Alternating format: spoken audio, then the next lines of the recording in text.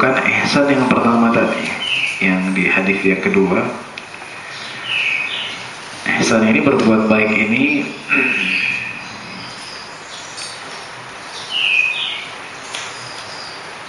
kalau bisa saya terjemahkan, ihsan di sini adalah profesionalisme. Kenapa saya bilang itu? Ada hadisnya yang menjelaskan itu.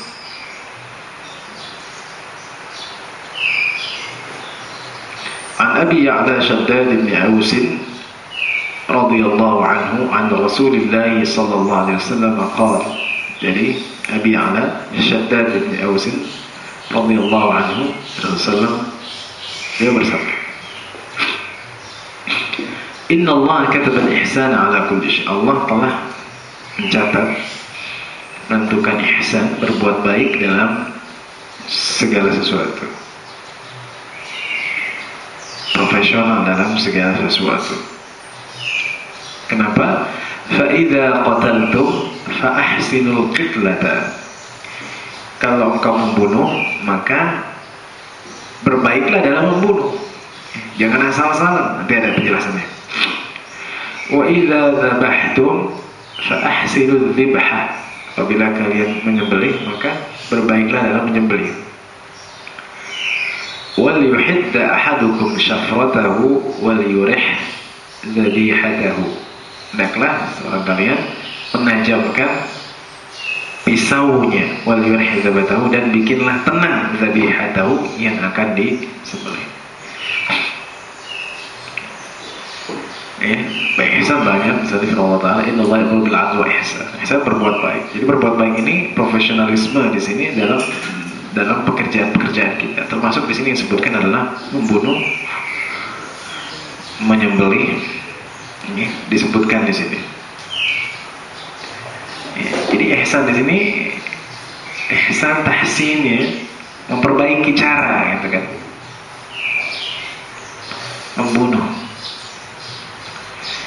Ya, misalnya ketika kita jihad membawa orang kafir, kita disuruh agar berbuat baik dalam membunuh ini.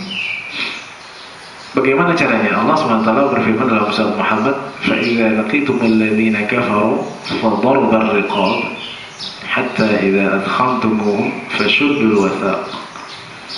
Kalau kalian bertemu orang kafir, maka pukullah, ya, ar-riqab, ya, riqabnya.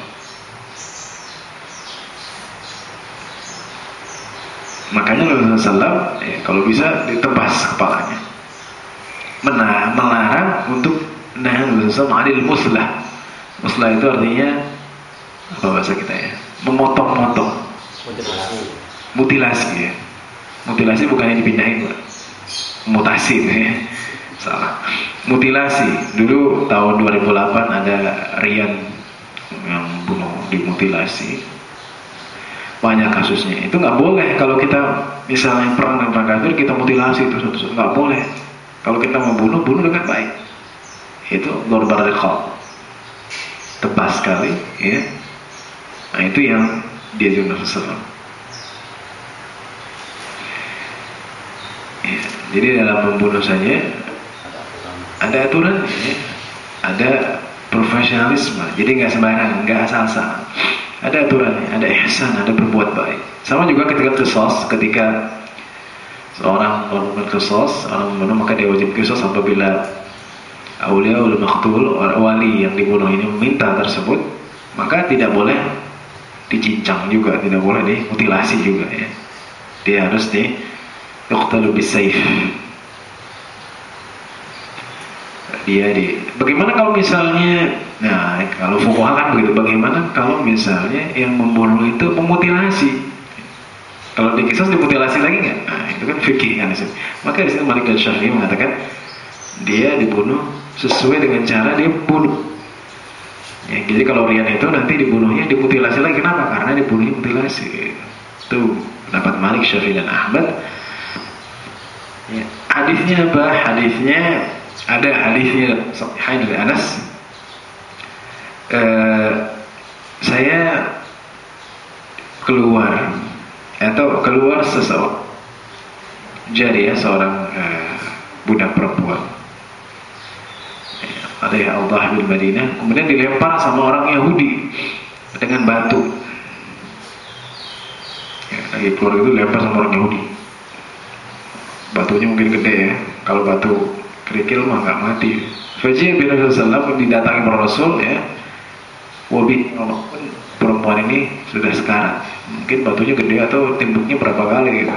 Kena palanya gitu kan. Bisa mati orang. Faqala sallallahu afulanun qatalaki. Tanya kan udah sekarat gitu kan. Nafasnya sudah, apakah si fulan membunuh kau?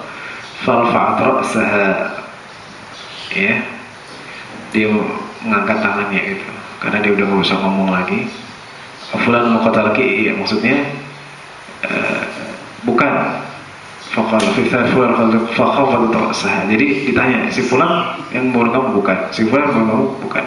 Si fulan orang Yahudi ini, iya, dia tundukkan kepalanya. Maka Rasulullah memanggilnya dan faradha ra'sahu baina hajaraini.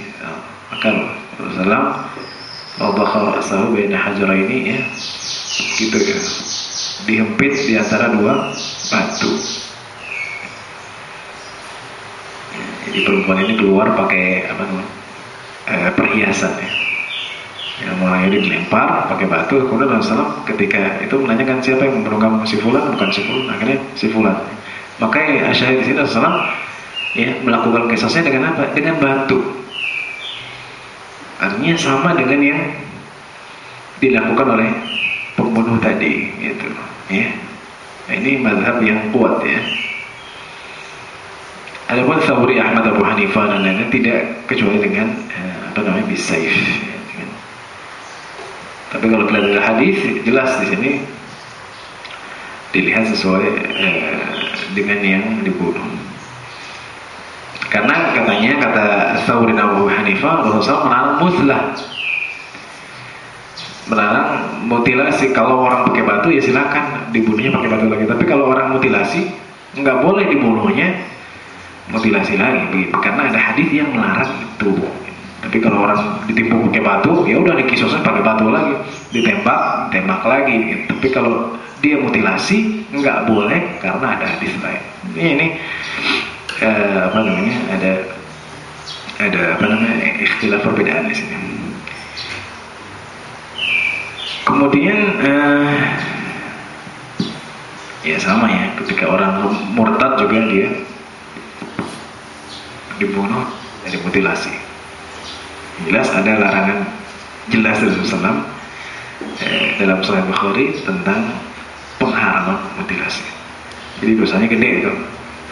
Udah bunuh dosanya gede, mutilasi tambah lagi dosanya gede. Ya, orang mutilasi itu kayak dikiranya kayak daging ayam aja, potong 12 gitu ya. Terus itu disok gitu ya. Dibikin gulai atau itu jelas penghinaan kepada yang manusia. Juga ada Rasulullah dalam hadis Bukhari dan Abbas ya, janganlah engkau menyiksa orang dengan azab Allah ya, membunuh orang dengan azab, maksudnya dengan api.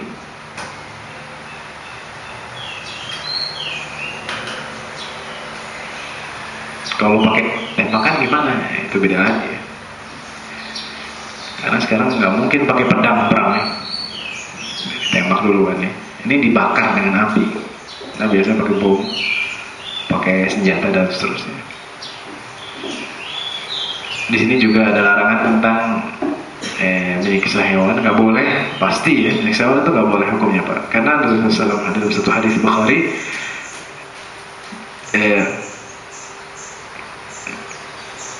apa kata Rasulullah, ada seorang perempuan dari Bani Israel, dia masuk neraka gara-gara apa namanya habasat fihi ratin habasatha. Jadi dia tahan itu, dia dekap terus di dalam, nggak dikeluarin. Dia punya kucing tapi dia nggak pernah dikeluarin. Dia kurung ya. La ya'tamanha wala, nggak dikasih makan dan juga tidak membiarkan dia untuk bisa makan dari luar. Itu nggak boleh. Jadi menyiksa hewan juga nggak boleh.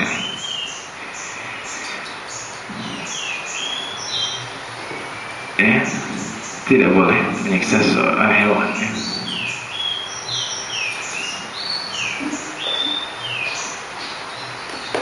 Kemudian juga di sini fa idza qataltu fa ahsinul qitlata wa idza dzabhtu fa ahsinul dzibha. Sama ketika menyembelih itu harus tajam, Pak ya.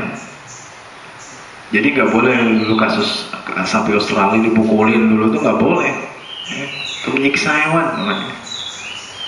Pukulin dulu ya sampai mati misalnya. Karena nggak bisa, nggak boleh. Jadi caranya ditajemin itu syafratahu ya, pisaunya ditajemin, tajam sekali gitu.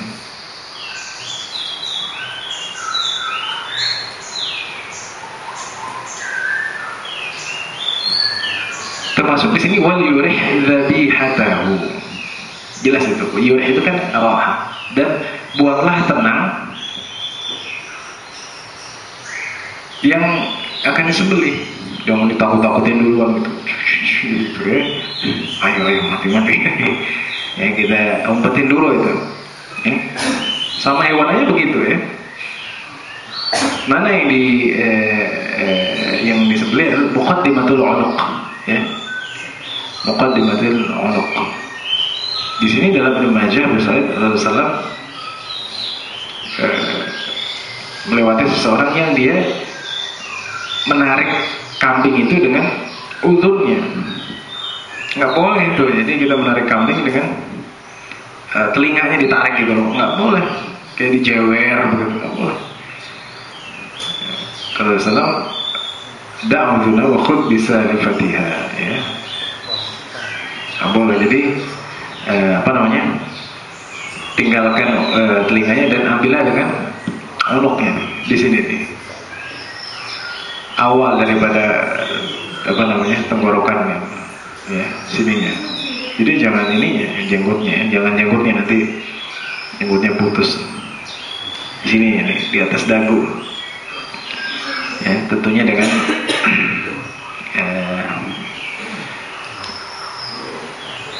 tidak kasar, luar biasa Islam. Dalam hewan saja, menyembelih hewan aja nggak sembarangan, nggak kasar. Waliurih dan bikin tenang kan jelas itu. Jangan sampai disembelih itu nggak tenang. Ya, betapa indahnya Islam. Juga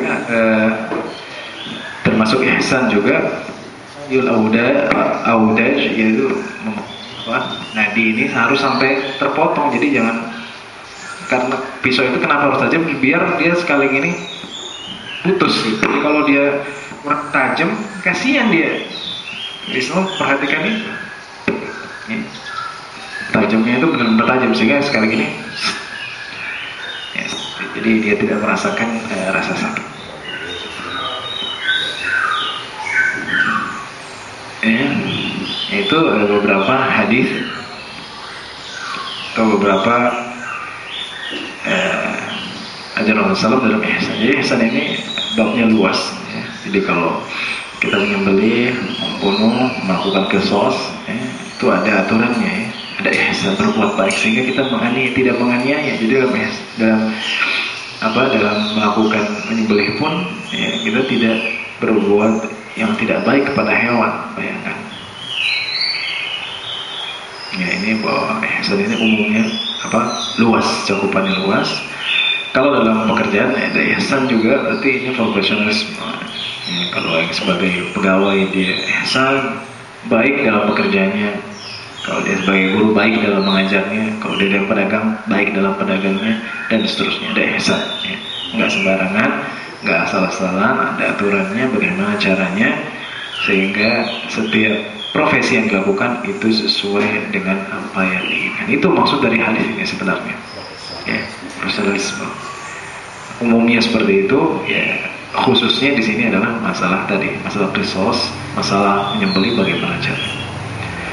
Ada yang bertanya hadis ini 17?